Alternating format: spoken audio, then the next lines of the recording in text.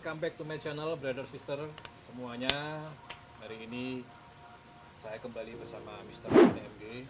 Cuman kali ini ada sesuatu yang berbeda ya, Mas. Apa itu bedanya? Saya melihat postingan Mas Wawan itu kan ada yang happy, ada yang tidak happy. Oke. Kan yang beberapa waktu terakhir adik kandung Mas Wawan, Alek, sahabat saya Ya. dipanggil sama Allah. Ya. Kemudian ada Singge, sahabat saya juga yang adik ipar ya. Adik ipar ya. Ini juga sahabat saya juga, dia juga dipanggil. Artinya ada dua duka di tahun 2020. Tapi ada satu lagi yang menjadi pertanyaan saya, Mas. Si kecil, Mas. Oke. Si kecil. Karena Anakku. ya yang terakhir kan. Ya. Karena si kecil ini buat saya cukup menarik dalam tanda kutip. Buat saya kok sakitnya agak berbeda sedikit gitu loh. Ya. Tolong boleh ceritakan sedikit, Mas. Ini agar pemirsa semua bisa melihat dan mengambil hikmah dari kejadian tersebut. Saya justru bangga dengan anak saya sekarang sudah enak di sana itu karena dia sudah menang melawan penyakit itu. Karena jadi pilihan dikasih penyakit seperti itu juga rezeki buat aku, rezeki buat dia juga. Menjadi orang terpilih yang apa namanya diberikan kelebihan sakit itu. Jadi anakku ini agak lumayan unik nih nama sakitnya. Jadi bisa di search nanti di Google. Atresia biliar. Atresia biliar ini sebenarnya basicnya adalah penyakit yang menyerang hati. Itu sebenarnya kalau atresia biliar ini bukan dari lahir hatinya bermasalah, enggak sebenarnya. Sebenarnya yang bermasalah itu justru malah sama empedunya. Empedunya? Ya, empedu. Karena empedu itu tidak sempurna pertumbuhannya, akhirnya menyebabkan tidak bisa punya jalur untuk buang racun. Artinya produksi albumin terhambat? Bukan produksi albuminnya. Kalau albuminnya hatinya karena normal sebenarnya. Tapi empedunya yang bermasalah, dia tidak punya jalur untuk buang racunnya. Akhirnya racun kan itu kan dari hati kan keluar racun kan. Betul. Untuk dibuang, akhirnya tidak bisa dibuang, empedunya tidak punya jalur, akhirnya semua racun itu ngendap di hati. Akhirnya hatinya semakin rusak, semakin hari semakin rusak seperti itu. Dengan hati yang rusak itu, lever yang rusak itu akan timbul berbagai macam penyakit. Semua organ tubuh akan rusak. Usia berapa, Mas? Meninggalnya di usia 8 bulan. Ketika usia? Terdeteksi sebenarnya sejak dari lahir itu sebenarnya sudah. Tapi karena mungkin pengetahuan tentang atresia biliar ini kurang banyak ya, kita kurang banyak mengerti tentang atresia biliar. Nah, saya baru mengerti setelah anak saya umur 4 bulan dan diagnosa dokter tentang penyakit anak saya itu, akhirnya saya baru ngulik apa sih atresia biliar ini. Tapi ternyata Mas, gejala awalnya seperti apa sih, Mas?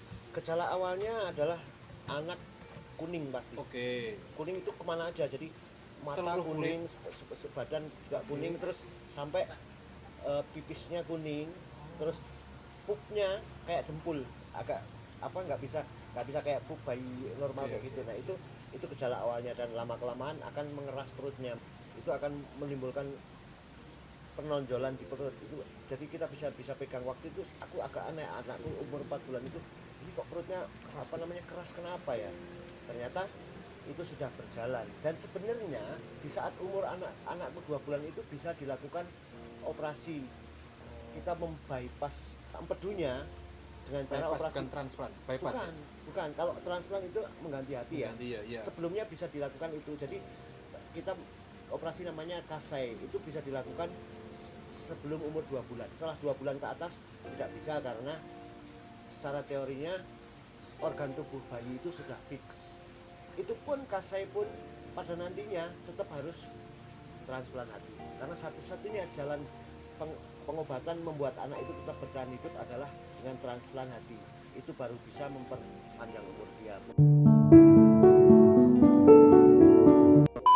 Tapi kan kalau saya lihat ya, Mas Wawannya langsung ke salah satu rumah sakit besar juga Ya, di Jakarta ya. Artinya penanganan itu sudah benar dong secara. Jadi gini, penderita seperti ini tidak bisa dirawat di rumah sakit yang kelas C atau di bawahnya ya, karena satu fasilitas di saat urgen itu hanya bisa dilakukan di kelas A.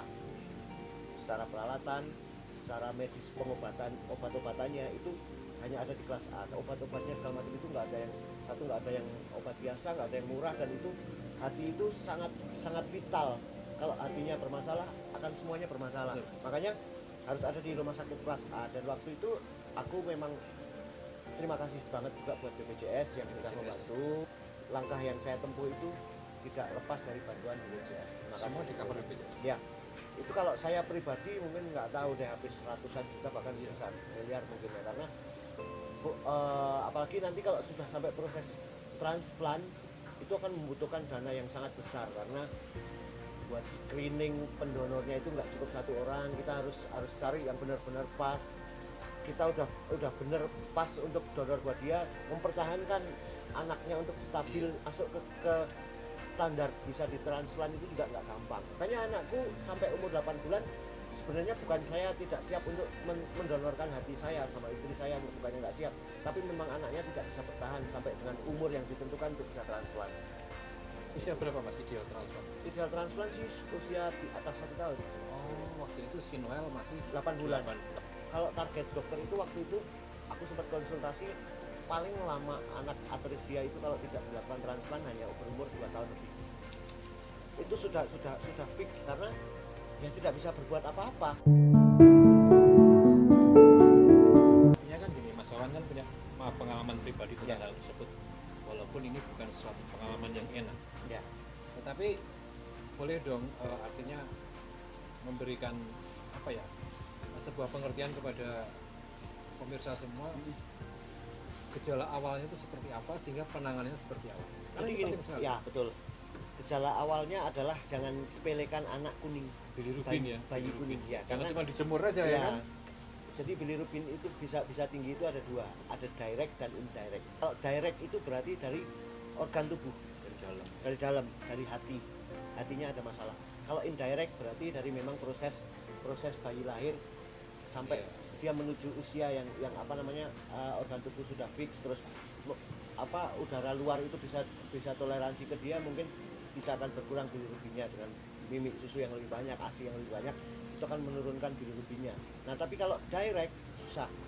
Nah itu masalahnya di anakku di direct itu, karena organ tubuhnya ada yang masalah. Kalau ternyata sampai umur 1 bulan masih tetap kuning, ke lab, cek lab, itu penting sekali. Penting sekali. Cek lab dari pipisnya, dari darahnya.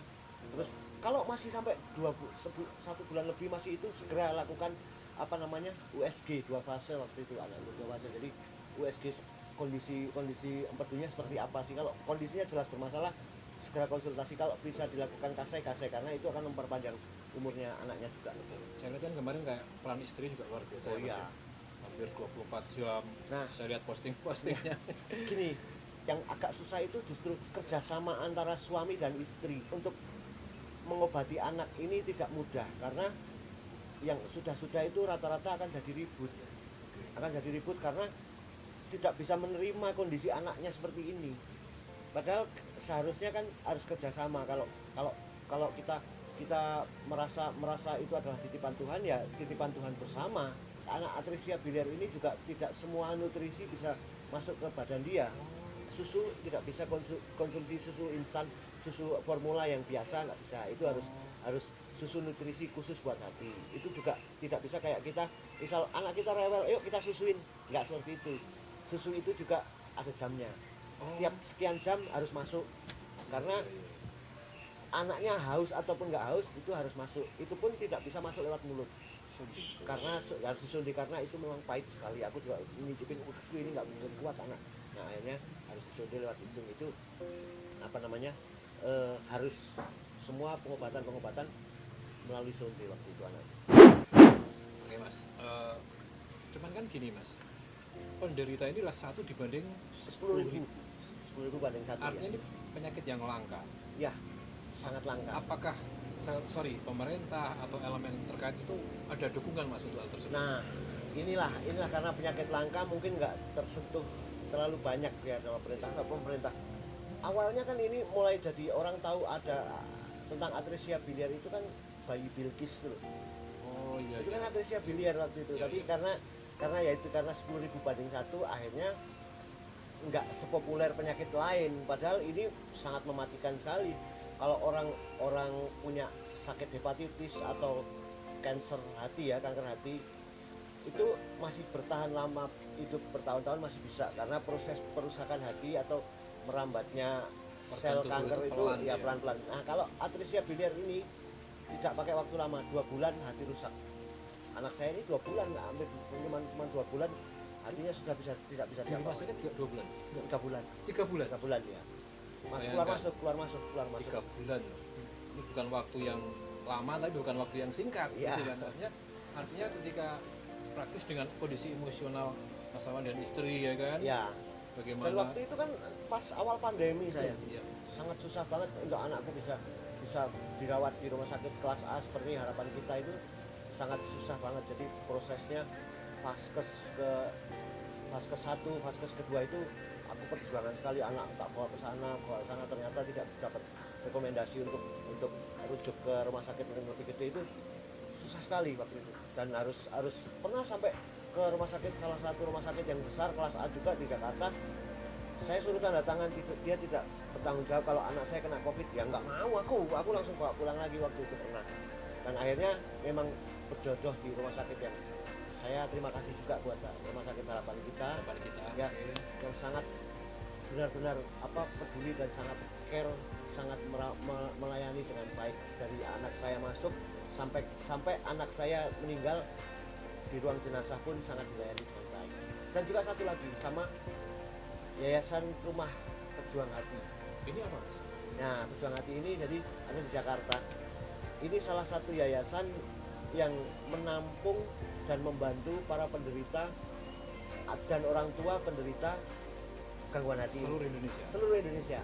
Jadi di situ berisi semua. Ya, dengan orang tuanya. Dia bikin kamar gitu, dan dia disuplai karena gini ya, maaf ya, untuk nutrisi anaknya ini pun tidak murah.